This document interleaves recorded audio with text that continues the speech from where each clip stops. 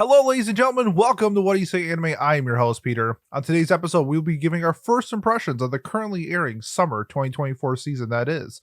Joining me is my illustrious co-host. As always, we have Miles. Miles, what are your initial thoughts so far on the currently airing summer season? Yeah, there are surprises for me on both ends of the more hyped and more disappointed than I thought I would be spectrum here.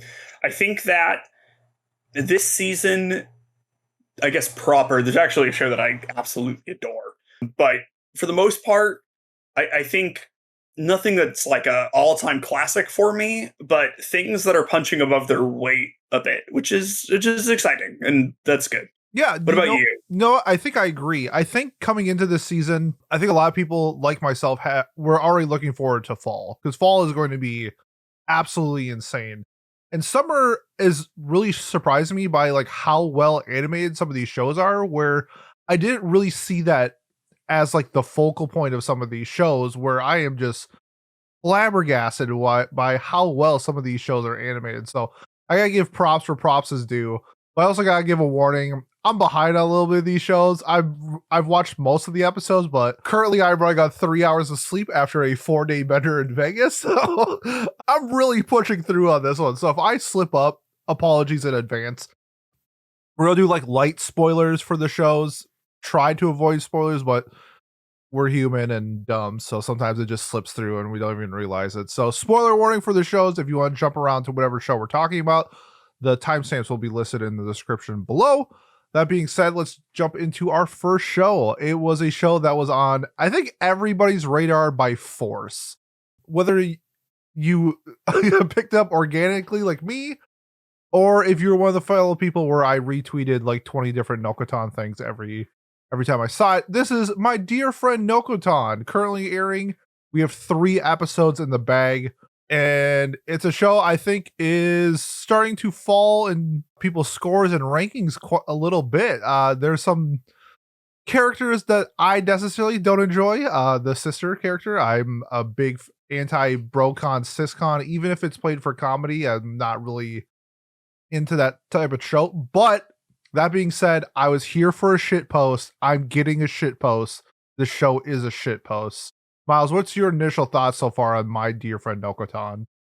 Yeah, so I guess one of my hot takes is I don't mind Anko, who's the sister.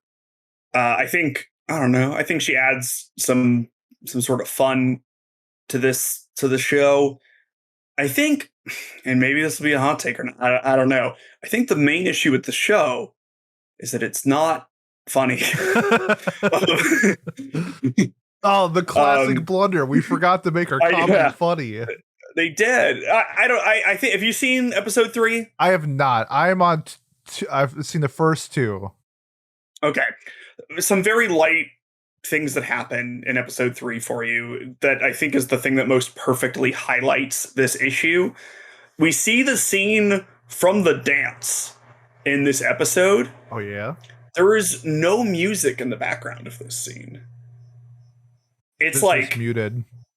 she's speaking during it, like a poem that she wrote when she was like a child or whatever. But like, you just with all those lights and the dancing and the rave state, like you need something. It's Yeah. like the idea of the bit isn't necessarily not funny, but like I feel like they tried so hard to make it like a memeable shit post sort of thing that it they lost the plot a bit there. Sure. And I think that happens a few times here. It's definitely not like the least funny thing I've seen, but I think this had a lot of hype coming in, and I just don't think it's lived up to that hype. And that's always going to create some sort of lashback, you know? Yeah, I agree. I do think that the show gets like a lot of unnecessary hate because I do know that it was super overhyped. It was super memeable on social media and stuff. Like this was like a huge thing. The OP had like 11 million views in 3 days or something like that. Like it was a pretty popular series coming into it. So if you compared it to shows like Nishijo and it's not hitting the Nishijo levels, then it's like, oh, this show's actually ass. But I think for me, it's more like this show is like okay, like it's fine, like it's perfectly fine that this show at the end of the season is probably going to be like a 6 or a 7. Like I think that to me is like a a good comedy, but I think just with the expectations coming into this show, it was just kind of DOA. It was just like, if this isn't the second coming of Nishijo, like people are just gonna be like, this shit's ass, and I'm kind of seeing that already. Yeah, I mean, one, I agree. Two, I do think like it's kind of ass though. Like it just, I, like like maybe that's too strong, but like let's say you really hate that like Brocon Syscon Yeah, trope, yeah, right? Then like, what the fuck are you supposed to say about episode 2 other than this was ass? yeah, no, for sure. It reminds me of like when I You showed you a clip from Asobi Asobase, and you're like, "Is this supposed to be funny?" I'm like, "Motherfucker, Yeah. this is the funniest thing I've ever seen in anime," and you're just like, "That's it." I'm like, "God." So I just like, it's just purely like, comedy is so subjective. Yeah, it is, I like and fart jokes. Like, I'm a simple man. yeah, yeah. There's some interesting stuff, and I'm going to take back something we said in our preview show. What's So that? in our preview show, we both agreed that if this world had any world building, it would be for the worse. Mhm. But I actually want more world building in a very dumb way. They've made a lot of it like implied that there's some sort of network of deer that may or may not like run an information network around the world. It's the Illuminati. And I want, yeah. yeah, like I want more information on this deer Illuminati is what I want, and like less like let's be in the deer club. And it's just like, okay, that's like funny, but like it's not 3 episodes of content funny, For in my sure. opinion. No, I get it. Yeah. So right now it's hovering at like a 7.8, which is a little bit lower than I thought it was going to be, but I guess I'm intrigued because I really liked the first episode. I thought the first episode was super funny. The second episode kind of was the point for me where I didn't like it because of the tropes. And then, while I know we're going to get that in the show, like, I'm not stupid. I do think that the show has potential to be like really funny, and like the different scenarios that they can do. Once we get like the core cast of people together, because like, I don't know if more characters got introduced in episode 3, but you see in the LP that there's 4 girls, and right now we're Yeah, at the 30. last main girl gets introduced in episode 3. Perfect. So I guess I would like to see if the show like starts in episode 4, if that makes sense. Like, Yeah, what's the I mean, cast's core? yeah, it'll be interesting to see. Like, I like Nokotan. It's weird. I just feel like the chemistry is bad between the characters. Like, I don't think I individually dislike any of the characters, but I don't think they mesh. I don't know if it's directorial. I'm not sure. Mhm. Like, I definitely think the pieces exist that if something, this is the hard hitting analysis you come to me for. Like, if something about the show improves, it'll be better. But It's either going to be good or it's going to be bad. Yeah, we're gonna. And I said that a lot during our preview, and this one is maybe neither. Maybe it's just in the middle, because like some things are funny. But I don't know. I guess I just wish I knew more about like what she was like when she was the delinquent. There's like a weird amount of virgin jokes in this, which I'm not like against. It's just it just happened like it's like the nickel thing. They're playing the same joke, yeah. Yeah, I think that's the thing. I think they repeat jokes like a lot. Yeah, that's which is sort of an issue Yeah. with a comedy show. I think that you could repeat it with like her antlers, and each time the antlers are, you could just do something stupid, and I think repeating that joke would be funny. But like the virgin thing is just like, okay, the first time it was kind of funny, but I'm like, all right, you can like drop it now and do something else, and it doesn't seem like they're like getting away from that, because it does seem a little cheap, a little easy, I would say. Yeah, you can have it come up in like different ways or whatever to make it like like I don't know, Konosuba has like 5 jokes, but they do them new and refreshing ways like each time or whatever, and also Darkness's character. And like it also causes that like Megumin blows up the thing, and like that causes the doula hand to come down. So the joke is that like they were going to stop, but then she kept doing it. It's funny. We did the thing. Yeah, like a Cautious Hero has one joke and it's hilarious.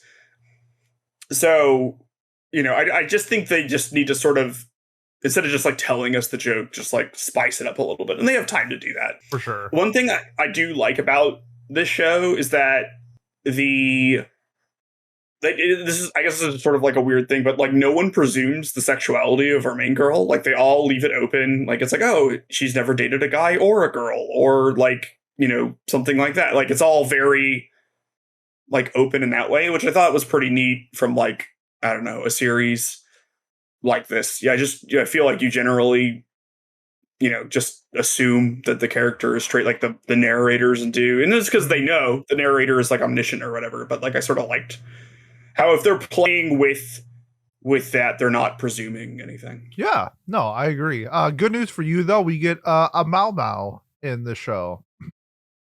There's a character named Mao Mao? There's a character named Neko Yamada, which in my brief translation, that means cat Yamada. Yes, so that got is Mao Mao. Okay, there we go. Raises it 2 points. I will drop the show if she's not as good as Mao Mao. Yeah. Okay, so I guess we like to do on the first impressions where we think our final score is going to be at the end of the year the end of the season for these shows. So this is checking the boxes for me for comedy. I get it. It's not gonna. I can really see people giving this like a 2.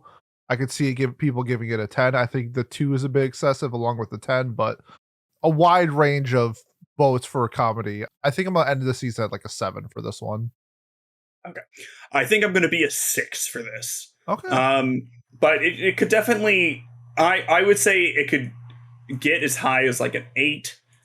I don't see it dropping much lower than a 6, unless something unforeseen happens. For sure. Or the writing just like, I've spent a long time like not exactly praising the comedy, but it's like very fine. And so I guess if that like tanks, then I could lower it. For sure. Yep. I can see it too. Yeah. Yeah. If they keep doing the same virgin joke, I might drop it to like a 6 or something. But that is my dear friend Nokotan. Moving on to a show that started technically last season, but it was so awkward that we're like during our episodes, we didn't really have a time to talk about it. So we're going to talk about it now, even though it's halfway done through its season. And that's Dead Demons Destruction. It's only like, it's not quite halfway. It's actually exactly halfway. Oh, did episode 9 drop? On Thursday. I should have seen that then. Because the first episode on Crunchyroll is episode 0. So yeah, but that's a separate entry on Mal. Is it? Yes. There's a prequel. I thought the prequel on Mal was the movie. Oh. No, those are the movies. So we're on episode 8. Yes. Oh, shit. Okay, let me update my Mal real quick. Okay, so we are 8 episodes and 1 ONA prequel through Dead Demons Destruction. If it wasn't for Freerun, this would probably be my frontrunner for Anime of the Year. I think that this show has done incredible work with what it's trying to tell. I think, however, I guess this is the first impression, so I'm going to guess. I'm assuming this is like an allegory for like immigration. It's kind of the vibes that I'm picking up with, where the society's not really viewing the aliens as people. And even though they are showing like the emotions and the traits of a human, but because they don't like look like society, they don't view them as humans. And that's kind of what I think that the story is going, which I think would be really cool, considering how homogeneous Japan is.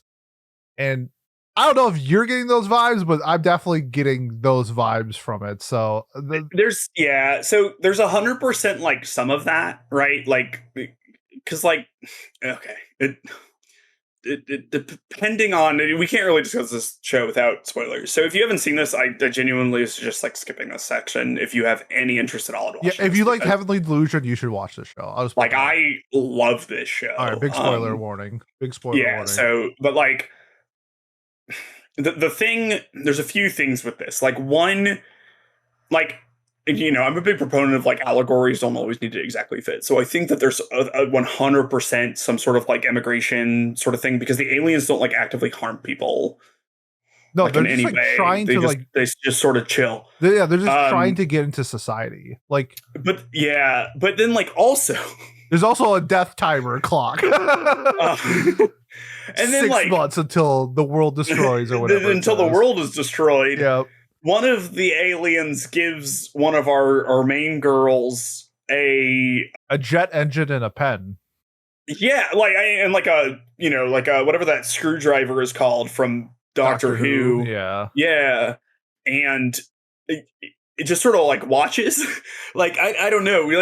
I'm curious about what the aliens are going to do, because I'm not 100% on board that their like intentions are good.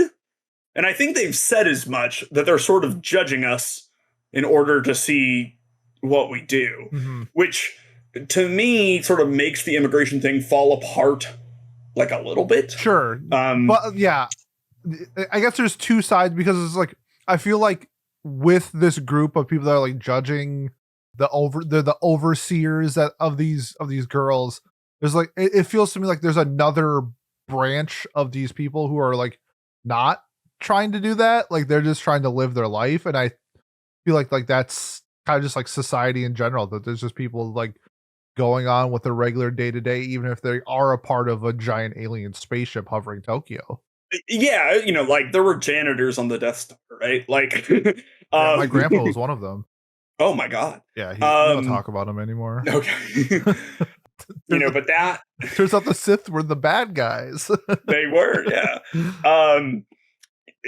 But there's a lot of good mystery here. There's a lot of very interesting like character development. I love our two main characters. Yeah. Like, absolutely adore them. I think that the way this is written is so unique for an anime. Like, I just feel like I don't get dialogue like this ever, and it's like very sort of like I like it insightful at times, quippy at times. I think it sort of like gets sort of this melancholic mood. You can feel in the characters' dialogue that they know they're on the precipice of some sort of like bad event. They live with an anxiety. You can feel that coming out in the way that they talk. And like, I don't know, I relate to that for whatever reason. Yeah. Pretty hard, where it's like they're trying their best to be normal, but there's always this undercurrent of there is this giant alien mothership hovering above us. And like the US is, fucking with our airspace. And also maybe anyone is like an alien and we don't know.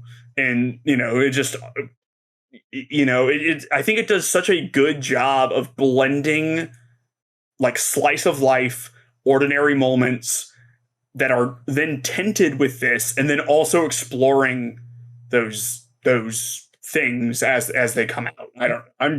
I really hope the show sticks to something. It'll probably end up in or something. Yeah, me too. Yeah. I think it's like I don't know if I can like personally describe it, but it reminds me of like people living in, like say you live in like Ukraine or something like that.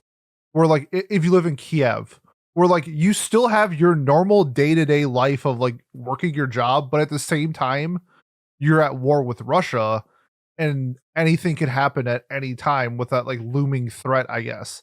Like that's kind of like how I'm feeling with these characters, where it's like they just have to like live their life knowing that there is this giant mothership hovering above Tokyo, and there's not really a whole lot you could do. So you have like two sides where people are accepting of the fact that this is their reality now, that they are living in a world where a giant ship is hovering over their city. Or you have, I guess you haven't seen the newest episode. Sort of the people I have, because of the prequel.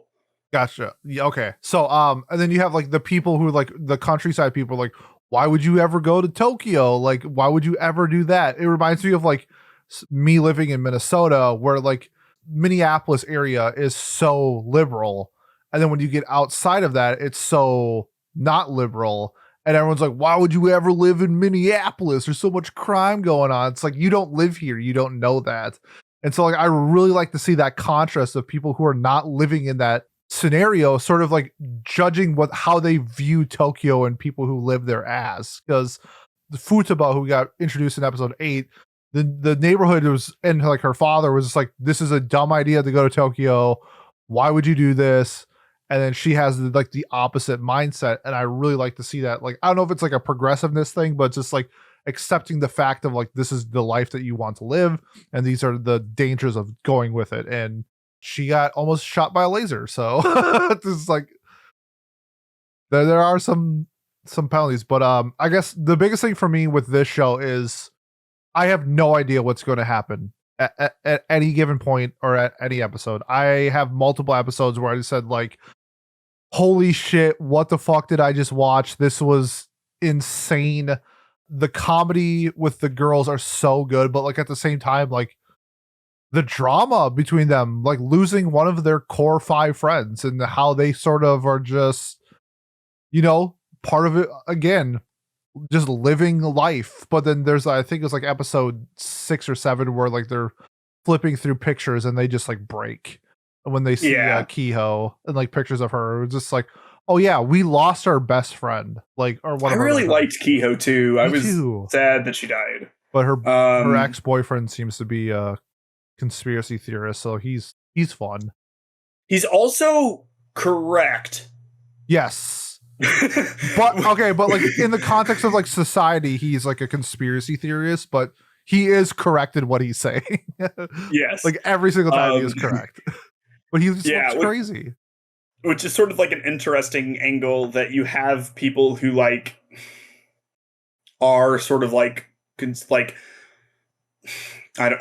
can't, it's hard to tell like who, because there are some people that are like just like actual conspiracy theorists, like Kadode's mom with the glasses, and like all of that stuff, and it's like, oh, it shows like this area is safe, you don't need to like worry about it, blah, blah, blah, blah, and she like won't trust that. And then there's like other people, like the government is like truthful about some things and like hiding other things, and like how that all intersects and crossover is like very relevant to like today. I think I love it. I think it's so interesting, and I think it's just very unique. And like Oran is like, my sister in the struggle. We have nothing to lose but our chains. She's a top tier gremlin. She is. Oh my gosh, she is so much fun. she's an absolute blast. Also, maybe atemporal. We'll have to figure that one out at some point. Yeah, we'll get to that. Yeah.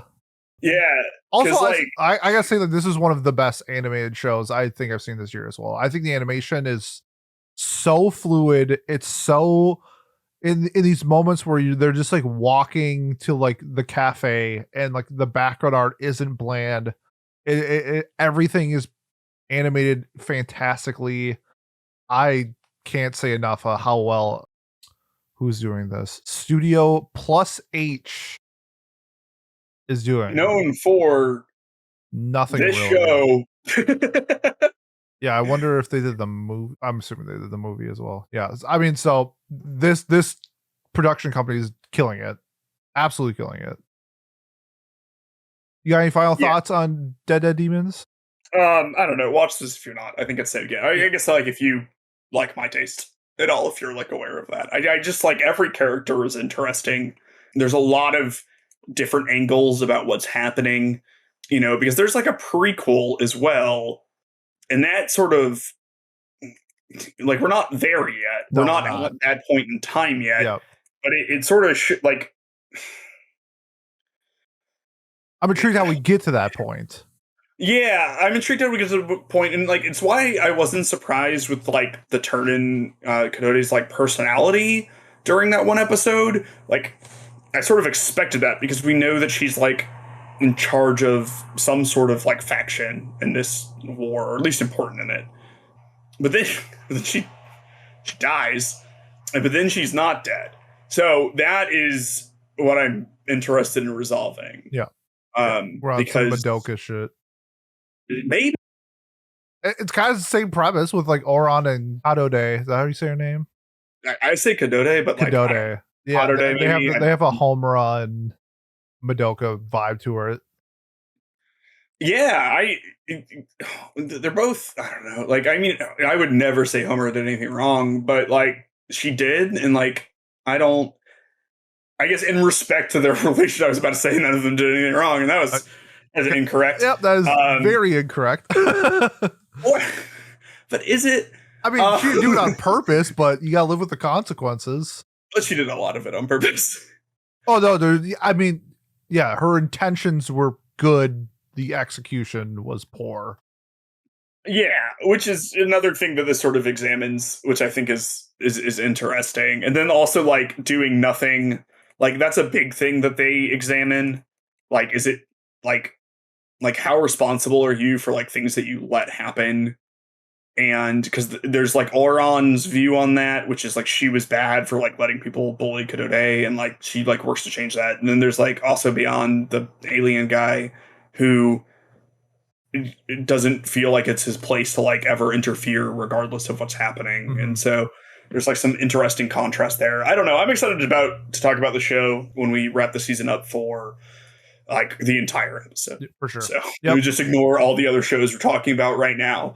And no, for sure. Yeah, right now I have the show at a 10. I think it's been everything I wanted and more. As long as it sticks to the landing, it's probably going to be a 10. I think the floor is probably a 9. I absolutely adore the show. Yeah, the floor for me is probably like a 6, because like, I mean, what's the show with the girls? Wonder Egg Priority. Yeah. Like stuff like that exists. You know what I mean? I feel like a lot of people, third of the way through Wonder Egg Priority, were like, the floor of this show is a 9. And it's just I guess we have source material for this, and knowing that, you know, this is a critically acclaimed manga. He also did Pun Pun, which is another, or she. I forgot if the author is a guy or a girl, but I mean, this is a acclaimed author or mangaka. So I have pretty good hope that it sticks to landing. Me too, but I don't know. You can't be too hopeful, you know? True. Maybe they cut some stuff. It is a male mangaka. All right, cool. All right, so that is Dead Demons. Destruction. Okay, moving on to our next show. We got Pseudo Harem. I fucking love Pseudo Harem. People are complaining that like this should be a short. This should be a movie every episode. I adore Rin and her voice actress. It's the different styles of girl she's pretending to be and act with AG is just so much fun. Like, these two are a hoot. I like that AG's not like 100% dense. He's like 65% dense, which is like the correct amount of dense for a like not self-aware male MC, because like he kind of gets it, but he's also I think he's having more fun with like the idea of this than actually having a girlfriend. And you know what? I respect that. That's really fun and unique. Miles, your thoughts on Pseudo Harem? Yeah, so I think Pseudo Harem should probably have been a short. All right, man. I do. I mean, I get it, but come on. Well, I wouldn't even care if there were 24 episodes. You know what I mean? And like they came out on the same day, 2 at a time. Mm-hmm. But like, I just feel like it's sort of it is a short. Like, there's some amount of bits, like sketches, and you see those, and like it's 2 12-minute episodes into one. Yeah, and I just don't always need that much of it in one dose. Like, it's not like it's one of those things where you don't want too much of it at once, but like you don't mind having it every day or something like that. Sure. Is sort of the thing. Gotcha. And like, my opinion, I do really like it. I think that they have good chemistry. Like, they both know that each other likes each other. Like, I guess what's weird for me is it sort of just feels like they're dating. In like a lot of ways. Yeah, a little bit. I feel like they're having the fun without putting like the tag on it, and I think they're like both kind of. I mean, Rin is like getting more interested in like, I feel like, taking the next step than IG is, but I think they're both like having fun, and they're both like, they like respect each other, and I think that's cool. Like, I just like the vibe that they're putting out, and if they just want to continue doing this, then I'm Yeah, here for it. I just think it's a blast. this is sorry for yawning, tagged romantic subtext, and I just like I don't think that's right. Like I think it's like a romance. Like you know that they like each other. They like do things as such. Like it's gonna, you know, it's there's like you have like the dense characters, and they're not gonna start dating anytime soon. But like, really, they could. There's a reason for them not to date, in my opinion. You know, there's no like chase, there's no drama, there's no competition besides herself. Rin's the only person competing with herself like 6 different ways. Mhm. You know, people think they're dating. Like, I just feel like they could just like date and you could just keep the show exactly the same for the most part. I think it would take away some of the jokiness, but I think for a style like show like this, that if they dated at like towards the end, then I'd be fine with that. I don't want them to be dating throughout like half the story. Okay. I just don't think it really like affects their dynamic that much. Well, then now that they're dating, then they'll I don't know. I feel like it would shift away from some like comedy stuff to more. Let's talk about sex, baby. Let's talk about you and me. Let's talk Do you about not all like the good things. do you not And like sex jokes? I love sex jokes. There we go. But like, I don't know how they would incorporate that in the show. I think it's just fun as like a slice of life with like, you know, a sprinkle of some romantic and sexual tension. So I base these type of shows purely off of enjoyment. I'm having an absolute blast. Sayori Hayami, who is Rin's voice actress, is probably going to be in like my top 3 voice acting for this year. I think she's just killing it. An absolute blast. I currently have this at a 9, and I think by the end of the season, it's going to be in that 8 or 9 range. Yeah, I mean I also enjoy this. For me, this is like an 8, 7, 8 at the end of the year, probably sort of thing, depending on if it evolves in a way that I like. But I do find it enjoyable. I think I like things that like examine tropes and stuff in this way, which is like kind of fun. And it's like a very easy watch, which is, I guess, important to me. Like, I think it's something you can just sort of like throw on and get a good time out of it without being, you don't need to like think about it or be invested that hard. For sure. I definitely get that. You want to get controversial for a bit? Yes. Okay. I'm gonna let you finish that yawn, and then once you finish it, we're gonna talk about Alya sometimes hides her feelings in Russian, a summer standout in terms of rankings in a show. I am 1 episode behind, so I don't know if anything changed in episode 4. This is important. No, episode 3. Four came out today. I think 4 came out today when we're airing. Okay.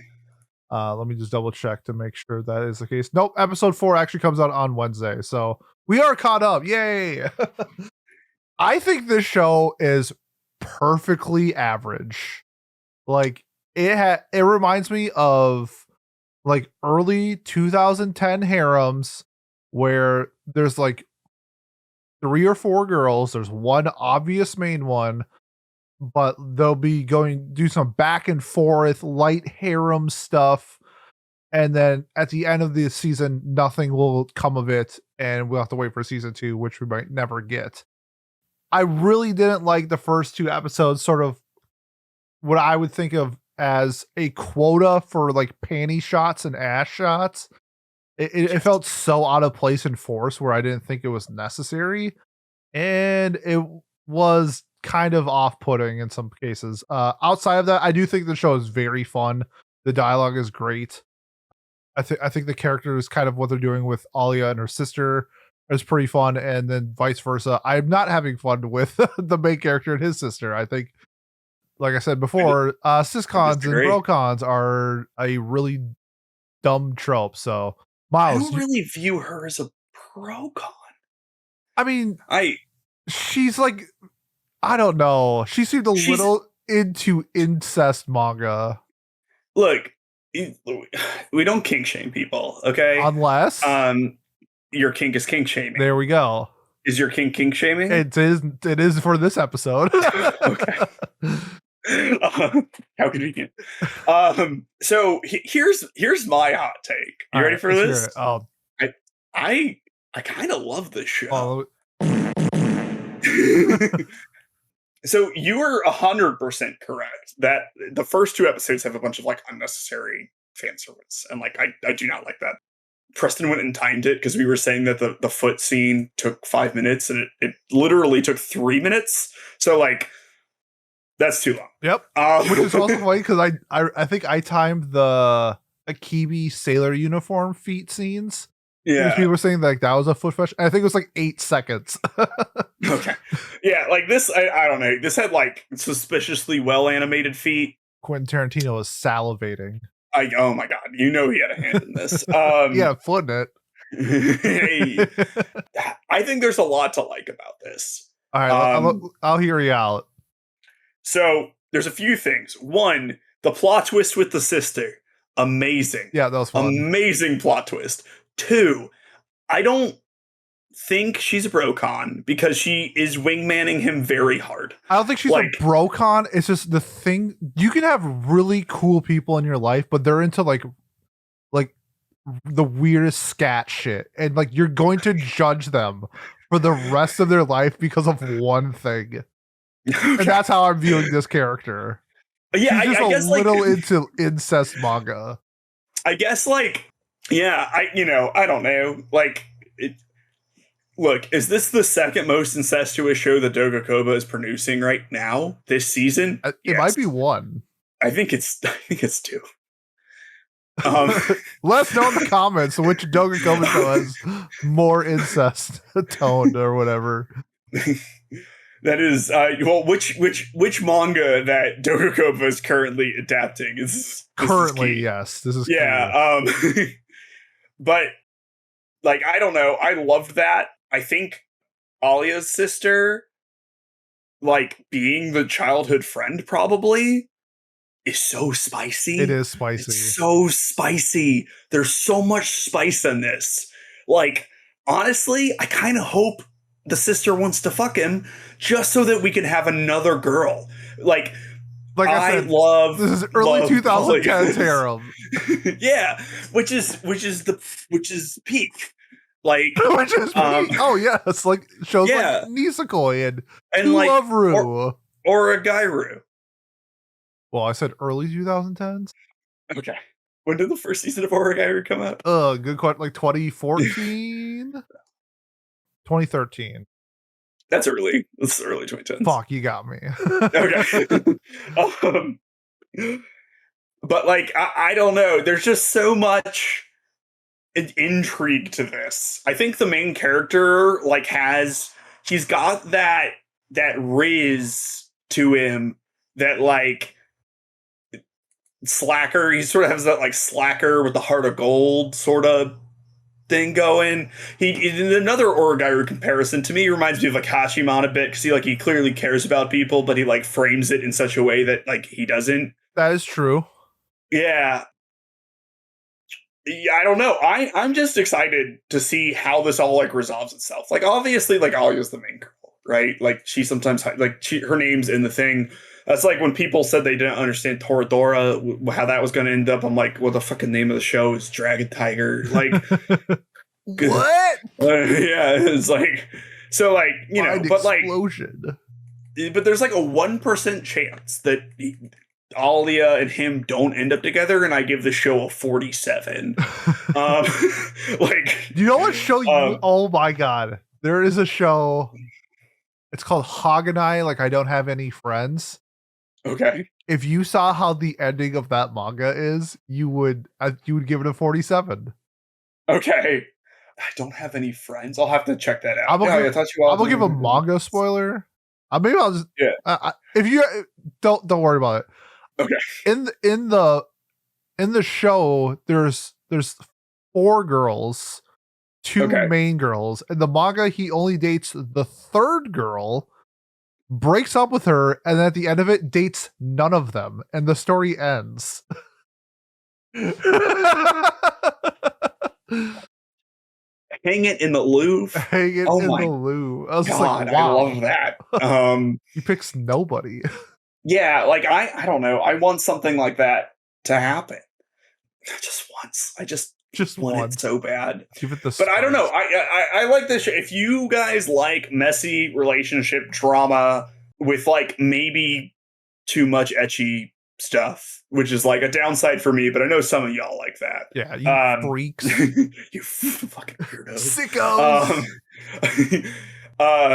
Then this is like definitely the show for you. I think even if you just like sort of like the messy, like love not polygon sort of deal, this is also for you. Like I just think this does this in such a fun way.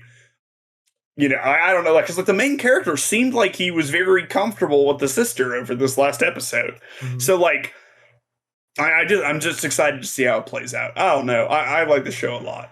That being said, it's probably like an 8 for me. Okay. Where's it at for you? Right now, I have it at a 6. I think it could probably top at an 8.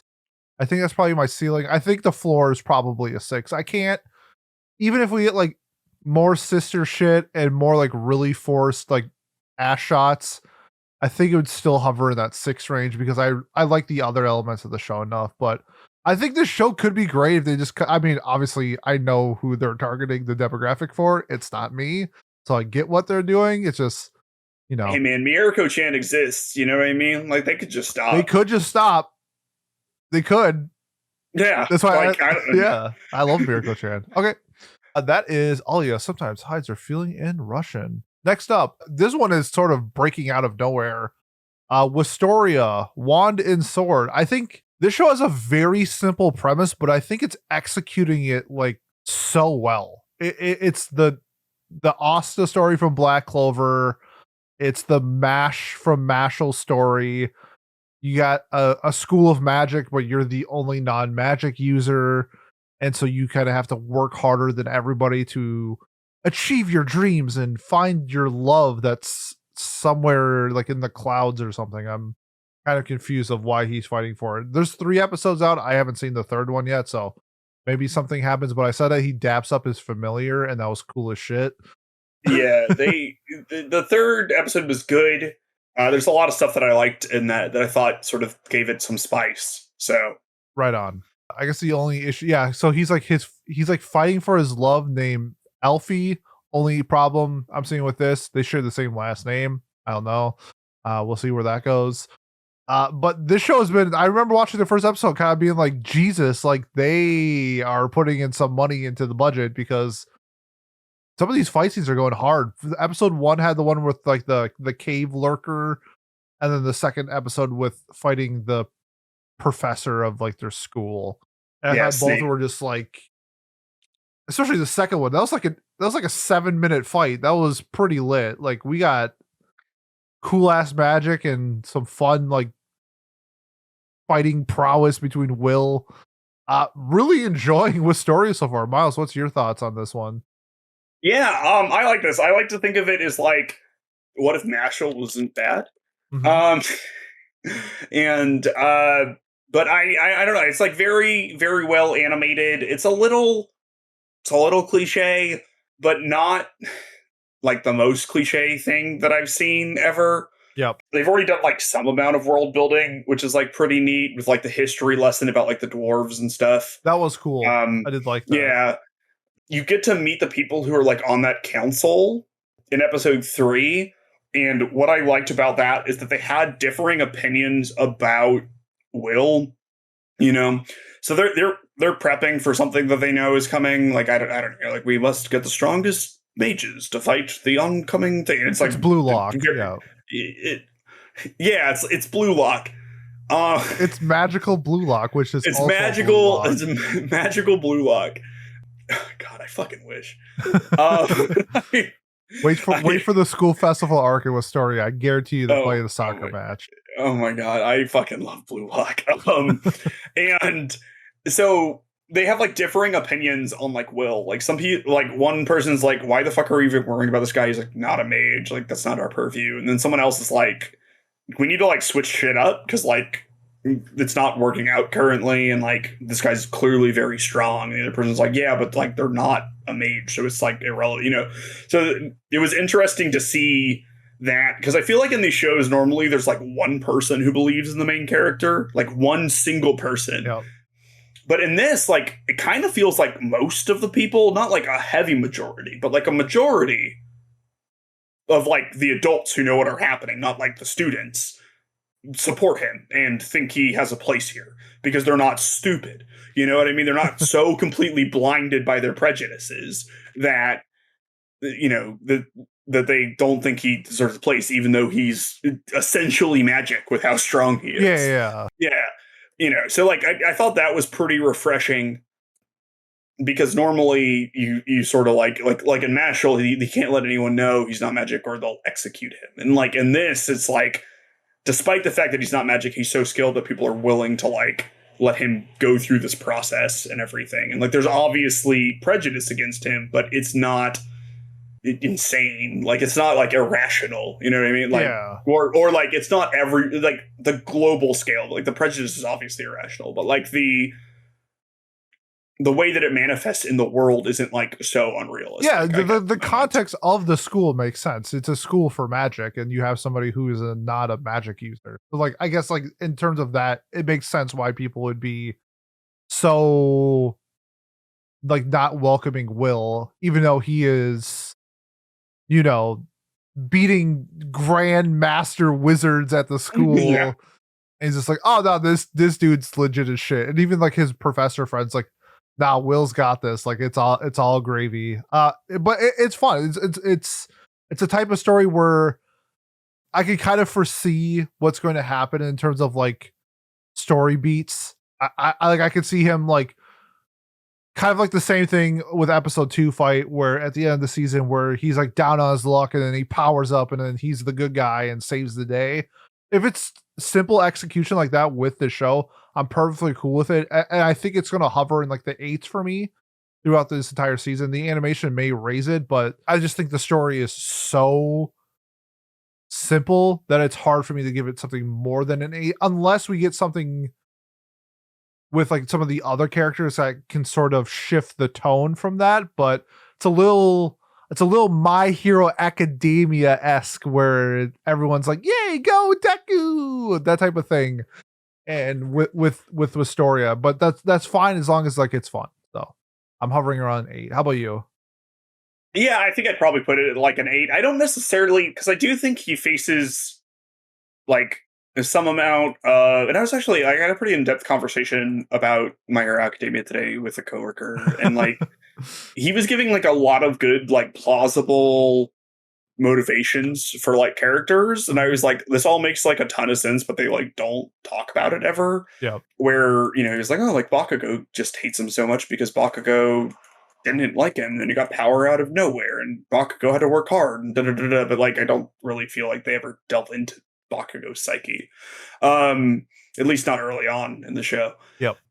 But like this, I feel like they sort of they do that. They explain why the different people think like the different things and stuff, which sort of gives it a little bit of a bump to me. But yeah, for me, this is probably like an 8. It's very pretty. It tells a story that so far is good.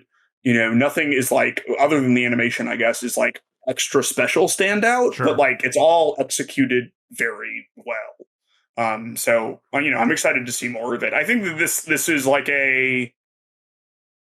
like an 8.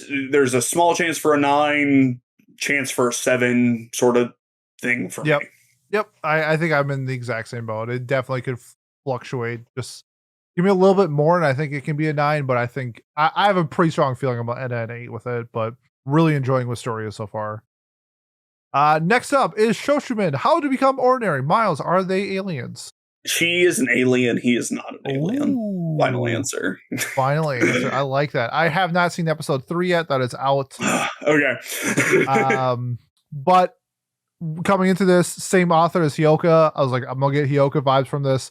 I'm getting Hyoka vibes from this. As like episode 2 was essentially a Hyoka episode, just the short mystery of finding the purse. It's not like super big consequences or anything like that.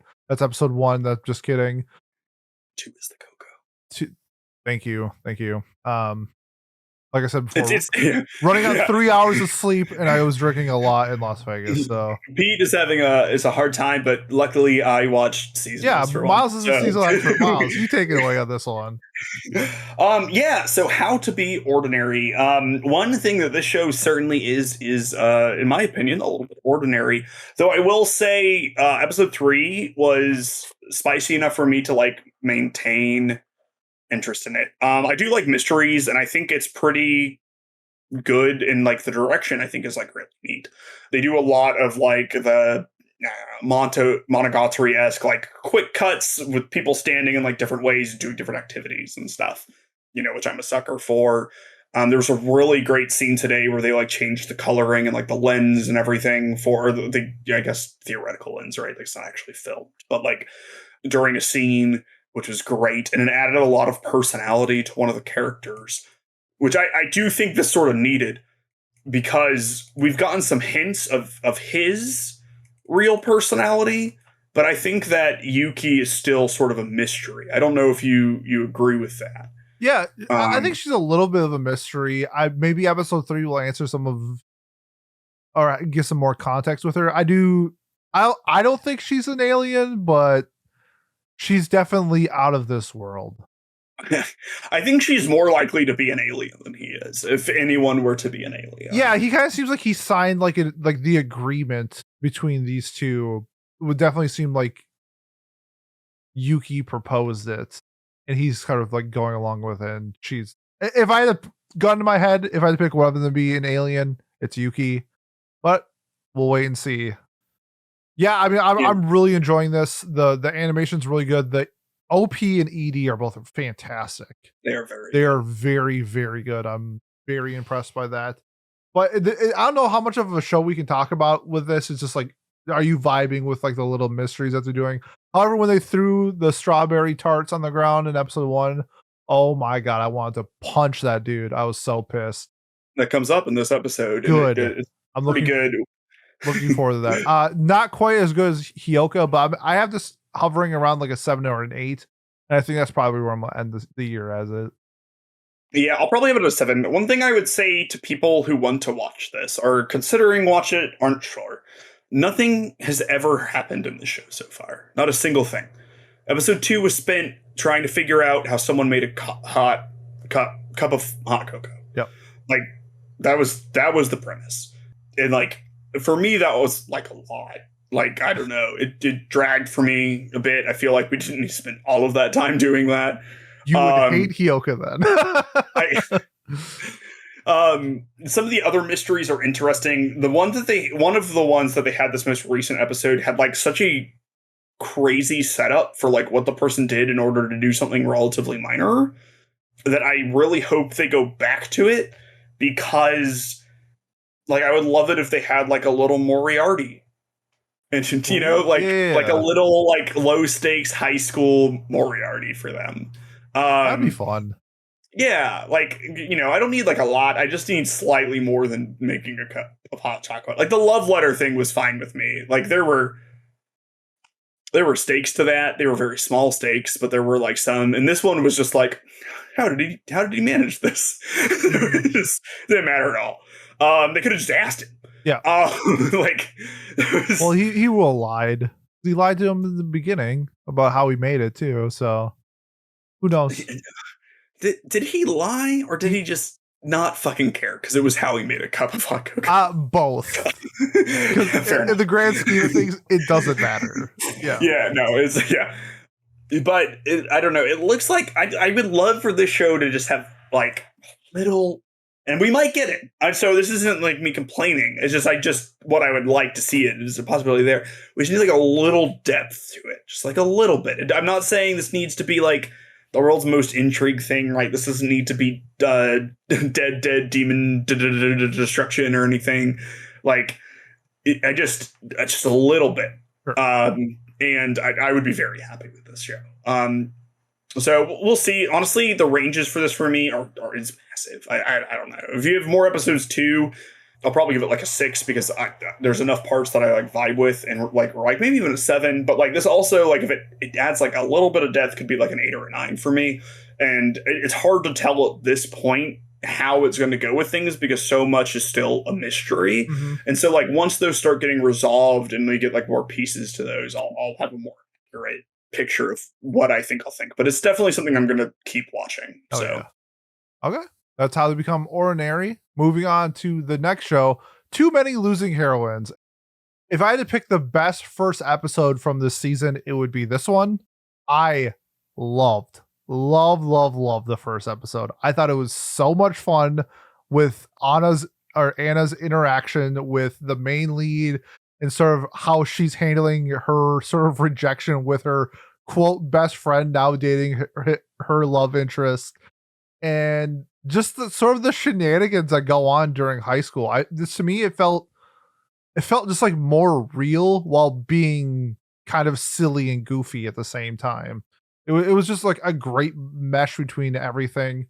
Episode 2 is out. I have not seen it yet, but I think we got a little bit more introduction to Lemon, who is named Lemon and wears a lemon hairpin. Therefore, she is by default the best girl in the show.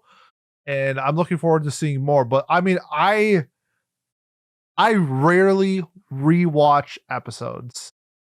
I've watched episode 1 like 2.5 times. Like I think every season there's a show you say this about.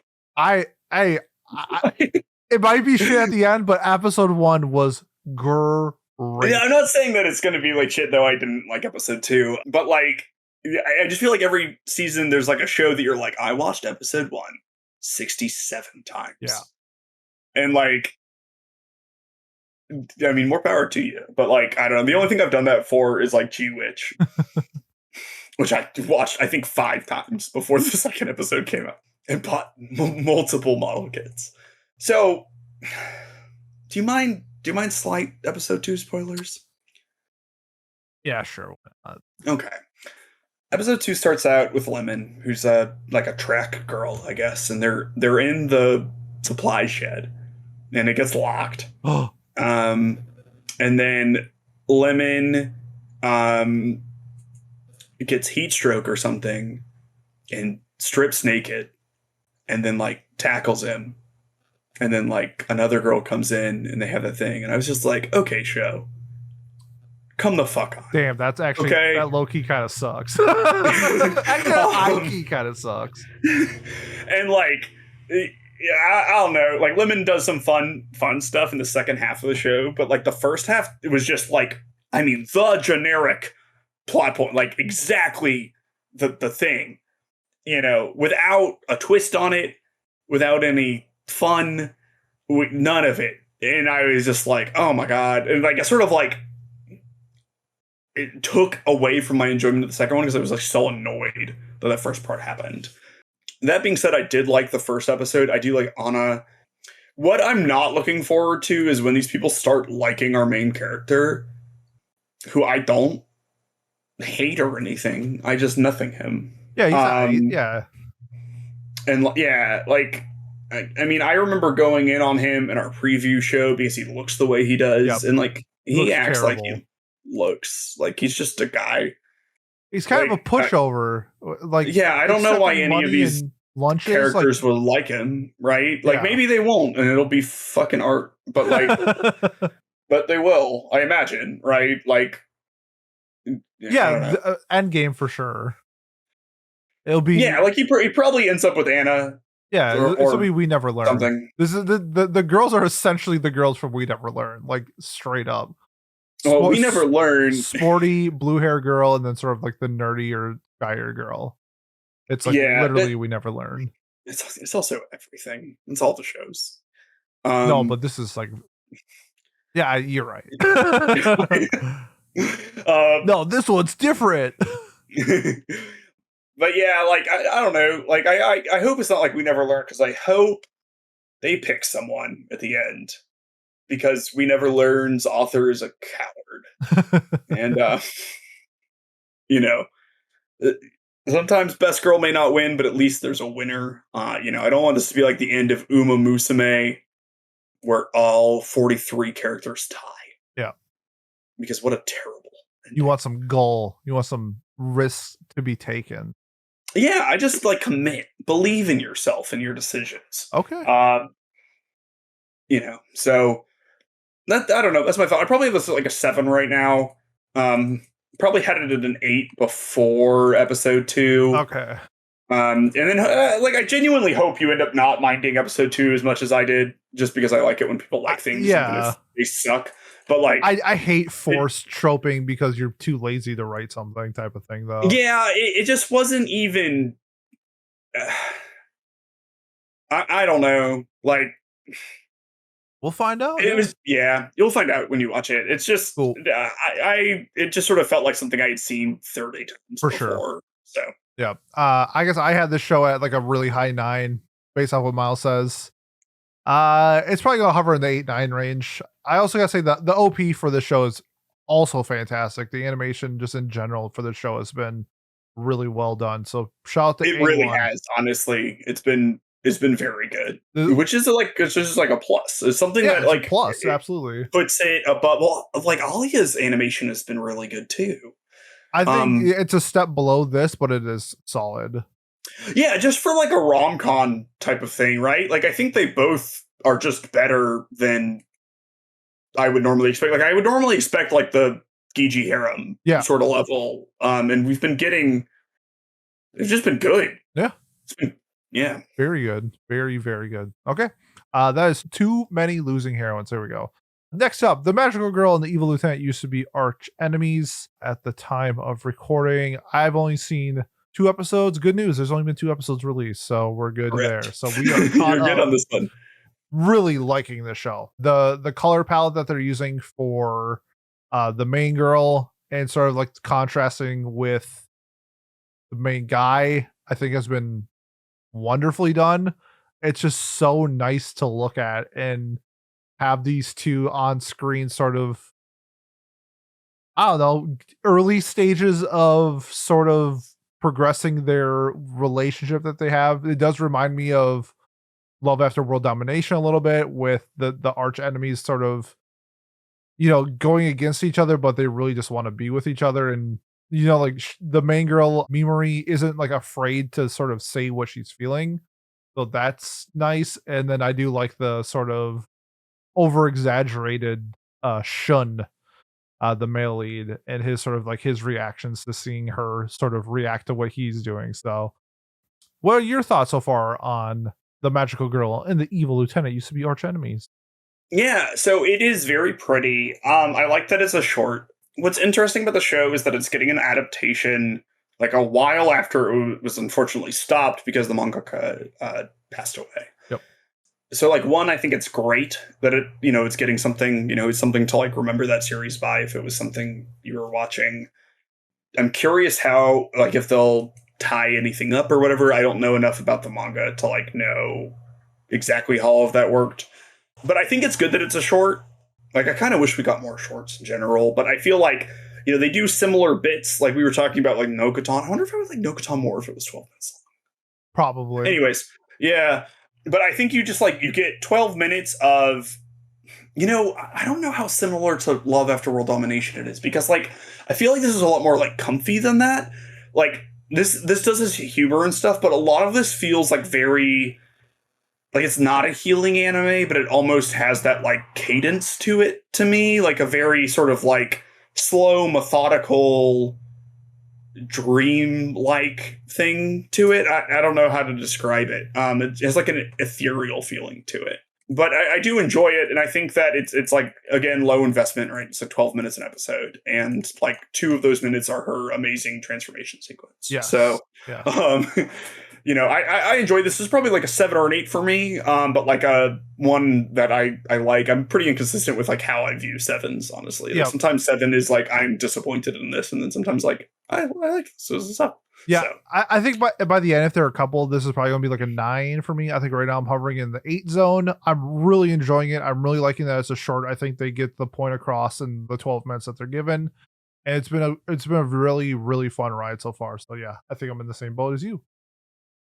Great. Last show, Miles will talk about this because it was a show that was on my plan to watch, and then when we did our preview episode, I read the synopsis and I fell off the bandwagon immediately, and I have not gone back on. And that is the Isekai Suicide Squad. Miles, your thoughts on this show? Okay, so I watched 3 episodes of this. I think there were like 5 or 6 out. So just know that I'm not completely caught up with this one, and that whatever I say is just sort of based on these first 3 episodes. But I think it's pretty good. The animation is really good. The premise is what it says it is. The members of the Suicide Squad go to another world in order to colonize it. Um, it's been a lot of fun. I think the way that it sort of does like the meta humor thing that you were concerned about is that like Clayface like knows what isekai are. Like he's like a fan of isekai. Okay. And so he sort of talks about like the tropes and stuff and like tries to make some of those things happen, not to like very like success or whatever. But it's every character isn't like isekai, some highlights of it for me is like it took them 3 episodes to solve the language barrier issue, which like I always like because I always hate when they go to another fucking world and they all speak Japanese. Like ReZero did that, which was good. And like This Has Done It, and there's like a few other shows that do it, but like I sort of like that sort of point of view. It's very pretty, at least so far. I do remember reading somewhere that like maybe like the animation quality drops off a bit later. And I know the score has been going down on like Mal. Yeah. And like, I don't know, like the reading some of the reviews though, people are like, oh, this is like a generic isekai, and like, sure. But like, I don't know. I do think it has like a little more depth to it than your average isekai, honestly. Not that that's like an incredibly high bar or anything. But they do world build like okay. There's a bit of a twist where like they had sent another group of villains down and they joined like the opposing faction. So we're gonna get like a war, presumably, between 2 different like Suicide Squads. There are some like not villains mixed in as well, which is interesting, like how they like work together despite their opposing like Earth things. And it'll be interesting to see how, because they can go a lot of ways, right? Because like they were sent here to get like resources and everything, so like are they going to defeat this like empire and then like also fight people on Earth? Like it's interesting to see how it will all go, in my opinion. And like maybe it'll suck again, only 3 episodes in. But I've enjoyed it. An interesting spin is that Joker and Harley seem to have like a healthy relationship. Ooh. Which is like, I mean, I don't know. I mean, sure. The Joker isn't really in it, so who knows? But he's nice to her in the 47 seconds of screen time that he has. For sure. The ED is amazing. They do sort of like I don't know, maybe even like a JoJo's sort of like with all like the posing and like walking and like dancing and like, I don't know, stuff, but with Amanda Waller. Oh, sure. Yeah. Which is it's just so funny because it's just like these like plain, like, Argus suit businesswoman doing like the whole like anime villain ED thing. And I thought it was amazing. I'm going to be watching more of it. I've been watching the dub, which I think is good. I don't like I it feels weird to watch this in like Japanese, in my opinion, because like, I don't know, they're all American characters. Mm-hmm. So yeah, I don't know. I think you give it somewhere between a 6 and an 8, probably a 6, but like I could see it being higher. I probably have it at like an 8 right now, but I'm expecting it to maybe go down a bit. But like I have really enjoyed it. So that's good. Yeah. The score has been going down over time on Mal, and I can't tell if it's just because like people hate it when like Western stuff is on like an anime or whatever, or if it just ends up being bad. I don't know. For sure. Well, thank you for the insight on Suicide Squad, since I'm not watching it and I don't know if I will, so we'll see. Okay, so that was the last show that we're going to be talking about, I guess, in detail. Miles, are there any other shows that you were watching? Any sequels you want to comment on? Since we got a couple of sequels here going on this season. I don't know if you picked any of them up. Yeah, well, Oshinoko 2 is really good. Like, just amazingly directed. just a lot of good stuff. I guess my hot take for that would be I don't really care about the OP that much. I don't think it's that good. Yeah, I mean, it's I think it's fine, but when you're coming off the backs of Idol, it's like if you're not like anime, if you're not like OP of the year quality, it's gonna be like not the Yeah, same. I agree with that. A show that I haven't started watching because I'm a little dreading it, but like I almost have to force myself to is the Not Allowed in Another World. I haven't Same started mangaka either. as Love After World Domination, which I adored. I was like very high on that comparatively to like our other, Discord members, things like that. I just don't know. Suicide jokes make me uncomfortable, and like the density of them, and this is like potentially going to be off-putting to me. So we'll have to see. I'm not going to watch the Robot Wife show. Pete, what about Okay. you? What else are you watching? Well, I can talk on the Robot Wife. My wife has no emotion. Okay. I think the first episode was pretty cringe, even for the show that it's presenting. I think it's getting better. I thought that this might be a take on like, like hikikomori lifestyles in like Japan, like the declining birth rate. And I don't think it's that. I think it's just like a dude who just like he's a nice dude, he's a business guy, whatever, goes to work. He just portrays me as like a character who just like couldn't connect with like romantically with like a real woman, and like this is just like an alternative. Okay. And I saw people saying like it's like incel-y and like unhealthy, but I'm like a big fan. If what you're doing isn't like hurting anybody else, I will probably not care. And so like this character just seems like a loner, and like that's fine. And I get that people might not like it, but I think it's kind of sweet. And I do think that if Mina, the robot, we're getting hints that she's sort of adapting. Like, I don't know if it's like an AI thing, but like she's kind of showing, they got quote married and he gave her a ring and she like really likes how it shines. And like she doesn't understand why she likes like the shiny diamond. She just does. And so like those are like the little hints that I'm enjoying with like Mina's character, and then just the main dude just sort of like figuring it out as he goes. And I think I have it right now at a 7. I think that's probably its ceiling. I could see this probably dropping more, but maybe an 8 if Mina gets a little bit more development. We will see where that goes. The other shows that I'm watching, Days with My Stepsister, shockingly way better than I thought it was going to be. I thought that the show was going to be kind of domestic girlfriend-esque, Oh, so peak? depending on who you are. Yes. I haven't seen it, but I did just go on about how much I love messy. No, for sure. But it's like, if you were 16 and now your stepsister that moved into your house is also a hot 16-year-old, you kind of are like going through like the motions of like how you're going to like handle this situation. Like it's brand new, and sort of like how they're working it out. It's not like I thought they were gonna like jump to like the romance really fast, and so far there's been like none. It's sort of just them like building a rapport together and trying to like figure out who they are. And I mean, they're not blood related, so it's whatever. But like, the situation's set up to be kind of messy-ish, but it's been enjoyable. I have it at a 7 right now. I think it's like a high 7 right now. So enjoying that. Some of the other shows that I'm like iffy on. The first one is Atari, which is another like AI robot show, but this is more like dystopian, where like a lot of Earth is flooded and they live on like islands. I've only seen one episode. The first episode was kind of interesting. It has some. It reminds me of somebody playing a visual novel through the first episode. I think it is based off of a visual novel, so that makes sense.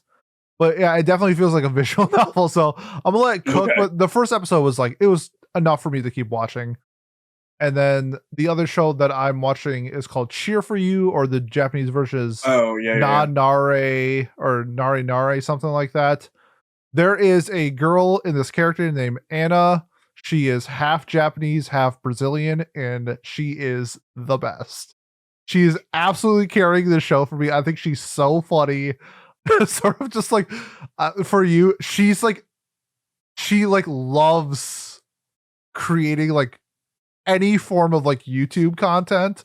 And she has like all these great ideas of like all this content she's gonna make, and then she makes them, and they're all just terrible. And she has like 30 YouTube views, but she doesn't care. Like she's having like a blast. And then, so she's us. She, kind of. There's like a scene where it's like they're using like they make like I'll say like a TikTok or something like that. And they're using somebody's music, and they're like, "Oh, I don't know if we could use her music." And then she's just like, "Well, I'll just DM this artist to see if I can use her music." It's essentially like her DMing Taylor Swift, be like, "Hey, can I use your song in a TikTok?"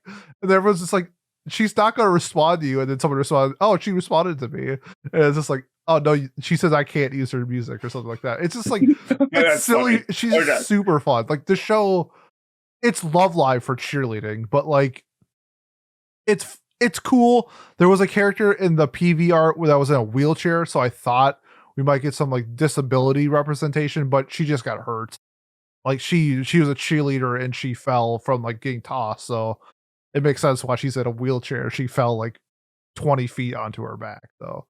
And then the last show that is like on my possibly to watch is the VTuber one, where like she's like the adult and she's playing the role, and then she leaves her camera on and she's just drinking strong zeros. I resonate heavy with characters who drink strong zero, because strong zeros. That beer is the best. So I've seen some clips and some things that people have posted on it, and it looks really fun. So I think if I end up dropping a show, I will add this one, but I'm also getting through the Yata Gasaru, the Raven 2 core. Oh yeah. So that's my first priority. But if I drop another show, I think I'm gonna be adding this VTuber show. So I'm to be honest, I'm pretty impressed by this season. Having a lot of fun with the sequels. Tower of God, I forgot to mention, the new season's out. Workshop takes a second to get going, but I've read the manhwa and I really like where Workshop goes, especially knowing that this is 2 core. Knowing that it's building up to something great and we're not going to have to wait for the content is fantastic. And then, like you said before, Oshinoko, always a banger. Tokyo Blade is one of my favorite, if not my favorite arc in the manga. So how they've been adapting it so far has been fantastic. Miles, do you have any final thoughts before we head out for the rest of our days? So what do you have Love Isn't Divisible by Twins at? Like a 10 or a 10? Funny enough, I not only not have it on my plan to watch, I'm also just straight up not watching it. Okay. I heard it's fine. Like, I guess I just like the name. Yeah. Like, honestly, I think the name is kind of hype. Are you going to be watching Delico's Nursery when it starts in like a week or two? Okay. Yes, 100%. Childcare. It has the childcare tag, so I will 100% be there. I wonder, like, I guess, like, on my shopping block, what can I see getting dropped if I am going to drop anything? Oh, I didn't mention it, but the Sakuna of Rice and Ruin, that's probably on my shopping block. I think it's fine, but like, it's based off like a mobile game, and I don't know any of the lore or anything like that. And I just thought like the first couple of episodes were just like okay. I don't know if it's enough for me to keep going. So that's probably my show on my chopping block. I don't even think it's necessarily bad. Just if it's not hooking me, I think I'd rather watch the VTuber show. How about you? Do you have anything that's maybe catching your eye? So I listened to Mother's Basement's seasonal thing, like, you know, the good, well-produced version of what we're doing right now. What was that? Whoa, what? Nothing. They're two different content. They're two different forms of content. Shout out to editor Trent. Yeah, shout out Trent. The only person who keeps us floating. But I liked the description of Mayonaka Punch that he gave. And then he also talked about like some like samurai show or something. Oh, the Elusive Samurai. Maybe. I don't know. I never heard of it. That's it. Okay. That's also on the animations look really good for that one. I know Cloverworks is knocking it off the park, but I don't know if that's enough for me to watch. I think Wistoria is sort of filling my need for I think it's fantasy. PA Works one. There's another samurai show? No, it's not. This is the Rice and Ruin thing you were talking about. That's not what I was thinking. It's probably the Elusive Samurai. I will almost guarantee you. If there's another samurai show that has anything like that, then that's on me. Yeah, no, I'm sure you're right. Again, I can't remember the name. So, maybe that. Are you watching Shy season 2? No, I dropped season 1. Oh, based. Okay. I mean, I remember us arguing about that, like back in the first impressions. It was fine. I think Was, I had like a 6 and I dropped it. okay. Yeah. Well, fair enough. Yeah. Okay. That's about it for me then. Other than like the sequels and stuff that you mentioned, which like Tower and all that, which all started at some point here. Yep. Cool. All right. I think that is all for today. So if you have made this far and you want to support us, best way to do so is to like, comment, subscribe, leave a review on whatever platform you are watching or listening to us on. Next week for Watch Club, we are doing Mob Psycho season 1. Looking forward to that. Shout out to my boy Kakeyama.